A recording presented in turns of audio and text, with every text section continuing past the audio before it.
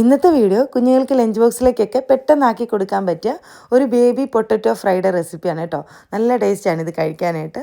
അപ്പോൾ ഇതാ നമുക്ക് പൊട്ടറ്റോയുടെ റെസിപ്പി കാണുന്നതിന് മുമ്പ് കുഞ്ഞുങ്ങളുടെ ചോറ്റുപാത്രം ഒന്ന് എടുത്തു വെച്ചിട്ട് അവരെ സ്കൂളിലേക്ക് വിടാം. അപ്പോൾ ഇതാ ആദ്യം തന്നെ ചോറ്റുപാത്രത്തിലേക്ക് നല്ല പൊന്നിയരിച്ചോറാണ് കേട്ടോ. ഇപ്പോൾ അവർക്ക് അതാണ് ഇഷ്ടം, അത് വെച്ച് കൊടുത്തു. അതിനോടൊപ്പം അവരുടെ ഫേവറേറ്റായ അവർ ആൻറ്റി ഉണ്ടാക്കി വെക്കുന്ന മാങ്ങാച്ചാർ വെച്ച് കൊടുക്കുകയാണ് കേട്ടോ. നല്ല എണ്ണയൊക്കെ തെളിഞ്ഞ് നിൽക്കുന്നതല്ലേ, പേടിക്കാനൊന്നുമില്ല, നല്ലെണ്ണയാണ് കേട്ടോ. പ്രിസർവേറ്റീവ്സോ മായോ കളറോ ഒന്നും ഇല്ലാതെ വീട്ടിലുണ്ടാക്കുന്ന നല്ല അടിപൊളി അച്ചാർ. ഇവർക്ക് മാങ്ങാച്ചാറും മീനച്ചാറും നാരങ്ങാച്ചാറും ഒത്തിരി അച്ചാറുകളുണ്ട്. അപ്പോൾ ഇതാ ഞാൻ മാങ്ങാച്ചാർ വെച്ചു, നമ്മുടെ പൊട്ടറ്റോ ഫ്രൈ വെച്ചു, മോരുകറി വെച്ചു. അങ്ങനെ അവരെ പാക്ക് ചെയ്ത് സ്കൂളിലേക്ക് വിട്ടു. അത് കഴിഞ്ഞ് ഇതാ നമ്മുടെ റെസിപ്പി ഒന്ന് കാണാവേ. അപ്പോൾ ആദ്യം തന്നെ നമ്മുടെ പൊട്ടറ്റോ ഒക്കെ നന്നായിട്ട് കഴുകിയെടുക്കണം. നമ്മൾ തൊലി കളയുന്നില്ല, അതുകൊണ്ട് നന്നായിട്ട് വാഷ് ചെയ്തെടുക്കണേ.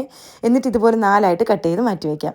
ഇനി പാൻ വെച്ച് വെളിച്ചെണ്ണ നന്നായിട്ട് ചൂടാകുമ്പോൾ അതിലേക്ക് ഈ അരിഞ്ഞു വെച്ചിരിക്കുന്ന ആ ഒരു ബേബി പൊട്ടറ്റോ ഇട്ട് കൊടുക്കാം.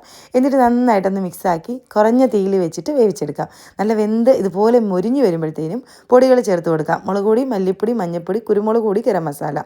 എന്നിട്ട് നന്നായിട്ട് മിക്സ് ചെയ്ത് ആ പൊടികളൊക്കെ ആ ഒരു പൊട്ടറ്റോയിലോട്ട് പിടിച്ച് കിട്ടണം. എന്നിട്ട് നമുക്കിതിലേക്ക് ഉപ്പിട്ട് കൊടുക്കാം. ഞാൻ ഇട്ട് കൊടുക്കാൻ മറന്നു പോയതാണ് കേട്ടോ.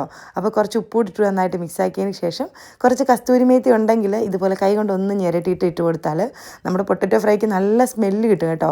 ഇതിൻ്റെ കൂടെ കുറച്ച് തൈരോ അല്ലെങ്കിൽ മോരുകറിയോ ഉണ്ടെങ്കിൽ അടിപൊളിയാണ് ചോറുണ്ണാനായിട്ട്.